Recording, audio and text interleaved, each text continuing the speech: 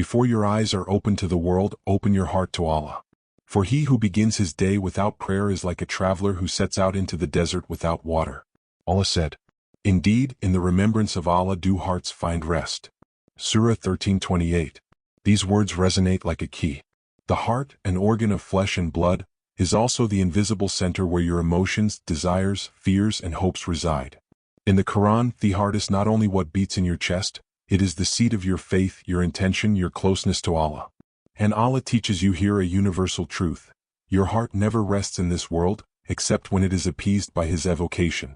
When you open your eyes in the morning, the whole world is calling you. The worries of work, the notifications, the stares of people, the expectations of society.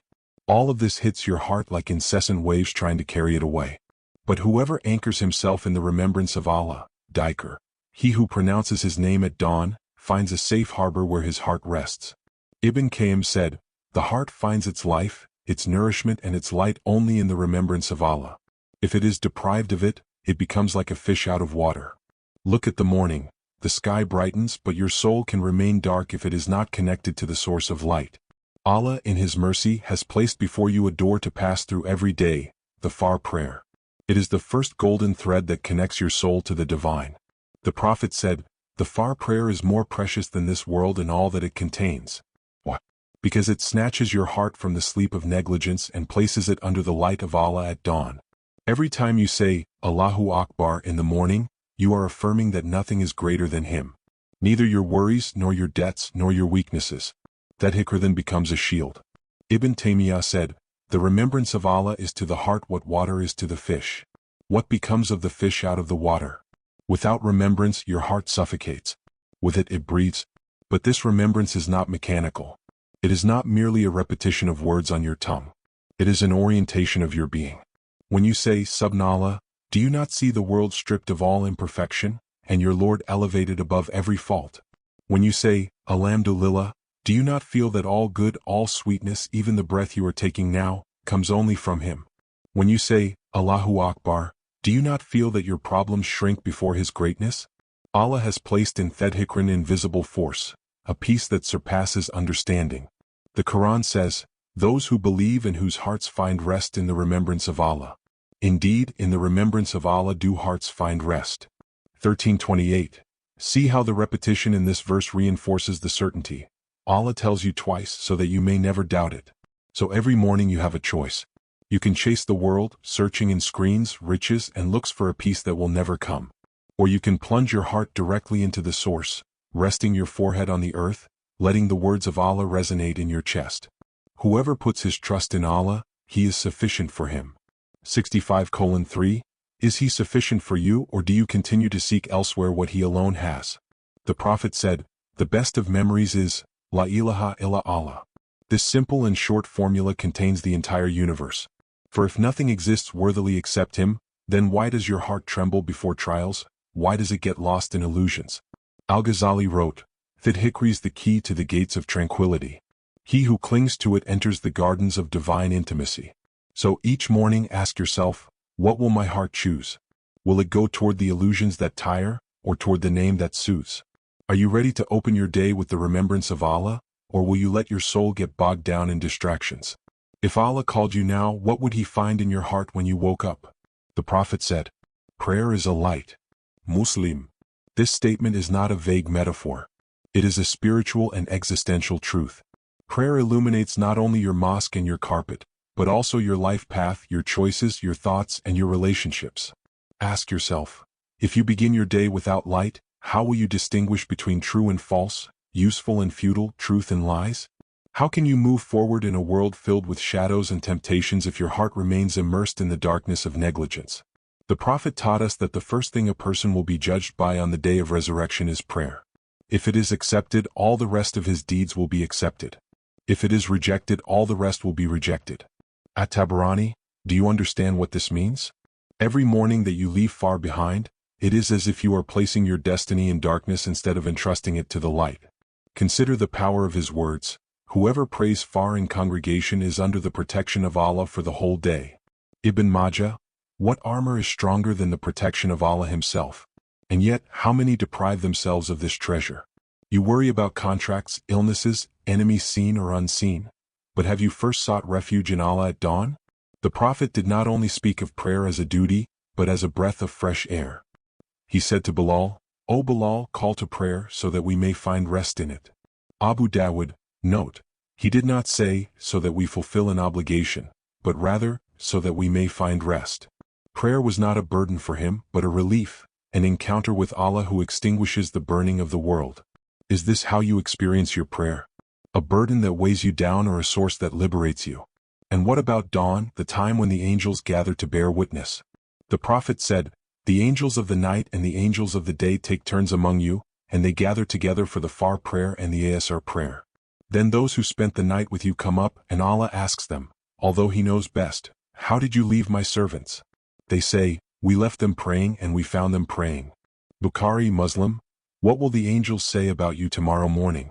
Every hadith resonates like a rope stretched between you and your Lord. Ibn Qayyim said, prayer is the believer's ascent to Allah. It is not just a ritual but a climb, a tearing away from the earth's gravity to touch the eternal. When you place your forehead on the ground, it is as if you are laying down your burdens, your sins, your desires and recognizing, "I am nothing without you." The Prophet warned us, between man and disbelief is the abandonment of prayer. Muslim, this is a heavy word. To abandon prayer is to cut oneself off from the light. It is like deliberately extinguishing the lamp as the night thickens. Every day that you push it away, you deprive your heart of its oxygen. Remember also this tender but firm guidance. The servant is closest to his Lord when he is prostrate. Muslim, how much closer do you want? People seek glory, love, recognition. But true honor is in prostration, in that moment when you are seen only by Allah. If you want to start your day with clarity, take this light. The Prophet would pray for a long time, reciting the most profound surahs, to imbue his soul with the word of Allah from dawn. He would recite, "Say, He is Allah one and only," Surah 112, as a reminder that nothing else is worthy of worship or dependence. He would also recite Surah al-Mulk every night, affirming Allah's sovereignty over all things. These practices are not ornaments but invisible armor. So ask yourself, without light how do you see your path? Without prayer how does your heart distinguish the traps of the Shayn? The Prophet said, "The difference between us and them, the unbelievers, is prayer. Whoever abandons it has disbelieved." Ahmad, Abu Dawud, are you willing to risk your faith for a few hours of sleep or a few distractions? Every day, every morning, the prophetic voice calls you again. Prayer is a light. You have a choice. Begin your day in the guiding radiance or grope your way through the shadows. So, at sunrise, which step will you choose? Ibn Qayyim said, "The heart without dhikr is like a fish out of water." This image is striking in its simplicity and truth. Look for a moment at a fish out of water. It flutters, it struggles, it opens its mouth to breathe, but all effort is in vain. It is a desperate struggle against inevitable death. In the same way, your heart, when deprived of the remembrance of Allah, is restless. It throws itself into 1,000 desires, 1,000 distractions, 1,000 illusions, but it never finds the air it seeks. Ask yourself this question. How often does your soul suffocate because you have deprived it of the oxygen of faith? You seek to fill your emptiness with worldly pleasures, but the more you drink, the more your thirst increases. You exhaust yourself chasing shadows, but your heart remains heavy and tired. Why? Because you have forgotten the only true source of oxygen, the remembrance of Allah. Discipline of the soul is not built by brute force. You can force your body to rise, you can impose mechanical words on your tongue, but if your heart is not present, it remains like a suffocating fish. Consistency in remembering is the key. For dhikr is not just repetition, it is an inner movement. It is the act of bringing your heart back to its original home, like a bird returning to its nest after a long exile. Allah says, "And remember your Lord within yourselves, with humility and fear, and without raising your voice, morning and evening, and do not be among the heedless." Surah 7:205. Do you see how the Quran emphasizes morning and evening? Remembrance is not a single act, but a regular breathing. Just as your body cannot live without breathing, your heart cannot live without remembering Allah. But be careful, dhikr is not a magic formula. It is not enough to repeat words without presence for your heart to calm down. Ibn Taymiyyah said, dhikr is like a sword. Its sharpness depends on the hand that wields it. If your tongue is alive but your heart is absent, then it is like a blunt sword that cuts nothing. But if you pronounce La ilaha illa Allah, with conscience, with faith, with certainty, It is a light that tears through all darkness. So ask yourself, does your heart live in Dhikr or is it a fish out of water? When anger rises within you, do you remember Allah or do you let your nafs suffocate you? When fear grips you, do you remember that whoever puts his trust in Allah, he is sufficient for him, Surah 65:3, or do you run to seek refuge in flimsy walls? Al-Ghazali explained that the heart is like a mirror. The more it is covered with dust from sins and negligence, the less it reflects divine light. But each dhikr is like a breath that removes a thin layer of dust. With constancy the mirror lights up again. This is why spiritual discipline is constancy, not an explosion. One breath after another. One reminder after another. Like a gentle, continuous rain that nourishes the earth, not a violent torrent that immediately disappears. The Prophet said, "The example of one who remembers his Lord and one who does not remember him is that of the living and the dead." Bukhari Muslim. This hadith is a sentence. Without dhikr your heart is like a walking corpse. With dhikr it comes back to life. So ask yourself, are you alive or are you dead today? Every morning when you repeat Subhanallah, you remind your heart that everything around you is limited, weak, imperfect, but that Allah is pure, perfect, above all imperfection. When you say, Alhamdulillah, you reorient your soul toward gratitude. You recognize that every breath, every ray of sunshine, every step is a gift. When you say, Allahu Akbar, you bring your heart back to the obvious. Nothing is greater than Him, not your fears, not your problems, not your enemies. But why do you forget so quickly? Because your nafs loves distractions. Because it is easier to feed the ego than to feed the heart. Because dhikr requires an effort of presence, while the illusions of the world offer you a deceptive rest. Ibn Qayyim said, dhikr is to the soul what food is to the body. He who deprives himself of it condemns himself to starvation. So look at your life as a field. Every dhikr is a seed. If you are constant, your field becomes a lush garden filled with fruits and flowers. If you are negligent, it becomes a dry, hard, barren land. What field do you want to offer your soul? Every morning, ask yourself this question. Today, am I going to let my heart suffocate, or am I going to give it the oxygen of remembrance? Am I living like a dead man walking or like a living man breathing the light of Allah? The Prophet's companions rose before dawn, not because they had time to waste, but because they knew that this moment held the key to their entire day. Their strength did not come from their swords, their horses, or their wealth. It came from an invisible source, their connection with Allah, woven in the night prayers and strengthened at dawn. Omar ibn al-Khattab, this giant of Islam, said, "The greatest wealth of a man is his heart alive with the remembrance of Allah." He ruled an empire, but he knew that true power was not measured in conquered territories, but in hearts illuminated by dhikr. He used to wake up the houses of Medina at Far, reminding families, prayer, prayer. As if to say, preserve your light, for without it, you walk in darkness.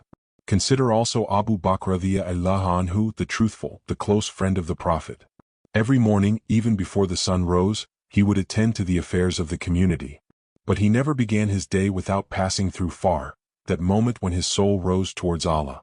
When he was chosen as caliph, his first words were, "The strongest among you is weak with me until I give him his due, and the weakest among you is strong with me until I give him justice."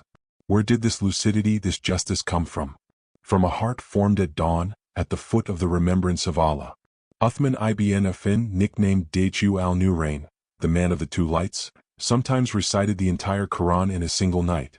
He wept in his prayer, absorbed in the word of Allah. He said, "If our hearts were truly pure, they would never tire of the book of Allah." He did not see prayer as a duty among others, but as nourishment without which his soul would wither. And what about Ali ibn Abi Talib radhiyallahu anhu, the lion of Allah on the battlefield, but a humble servant in his night prayers? At night, he would stand until his feet swelled. He would be asked, "Why do you put yourself through so much trouble when you have already been forgiven?" He would reply, "Should I not be a grateful servant?" His courage in battle was born from his submission in prayer. The Sahaba were not supermen.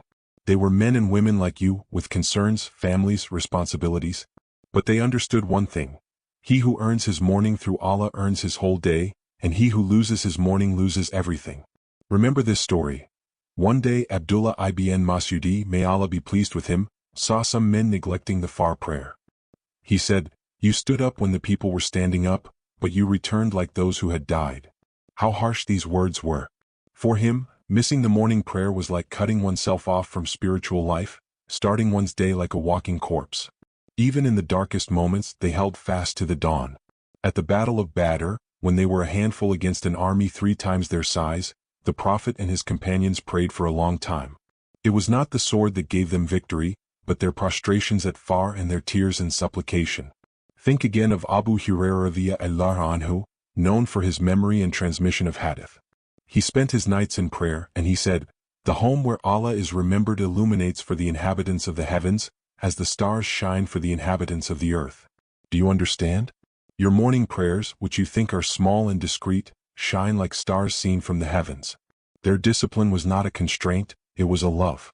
They did not wait for far as one waits for a chore, but as one waits for an encounter.